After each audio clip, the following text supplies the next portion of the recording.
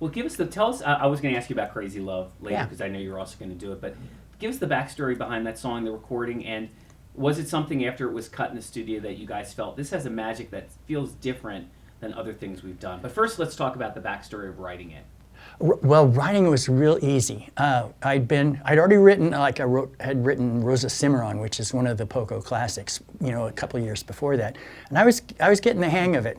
And just one afternoon, out in Sherman Oaks, where I lived, that song came through. I was working on the house, and I just felt that song come through. And it took only a couple hours to write. And I didn't even think it was finished. I told the guys when I played it for them, that part at the end where it goes, ooh, crazy love, I'll find words, don't worry. And they said, no, that works, leave it alone. But, that came about right when Timothy B. left to join the Eagles. And then George Grantham, our drummer, left to join the Byrds. And so there were just two of us left in the band, and our label was going to drop us. But we'd been in the studio, in the rehearsal studio, putting together a new band. And we had some new songs, Paul and I. And management came down and they listened to them, and we played Crazy Love for them. And they flipped out. And so when the label said, I don't think we're going to renew the contract, they said, come down to the rehearsal. They got a couple songs they want to play you.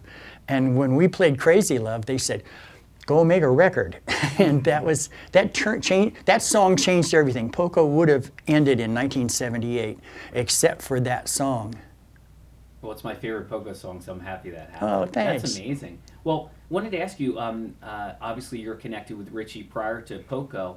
Kind Woman from Buffalo Springfield's last record is the first, perhaps it's the first it is, the first Poco. Yeah. Well, it's the first Poco song, really.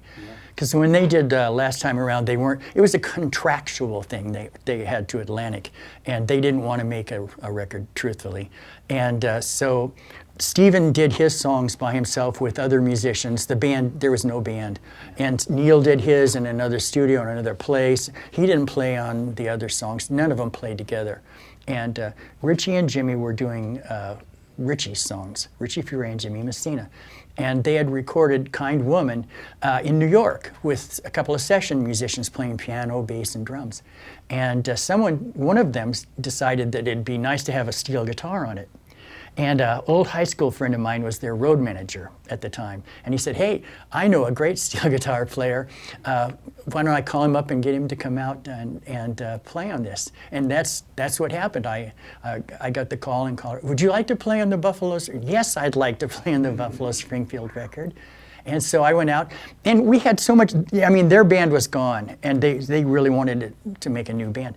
And we had so much in common, and we did talk about, wouldn't it be great to use, Richie's rock and roll songs and then color them like we're doing with Kind Woman with, country instruments, with other stringed instruments.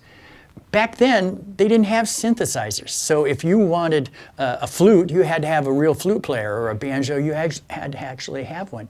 So because I played so many things, I was really good for color, and the steel guitar was perfect for rock and roll, to turn that corner, and where Neil has a steel guitar, and pretty soon steel guitar is in a lot of bands, Marshall Tucker and all these other bands. So it was a great idea at the time, and like I said, we starved getting it going in order to make the Eagles famous. When was the first time you heard that? Went right over here, didn't it? No, I didn't.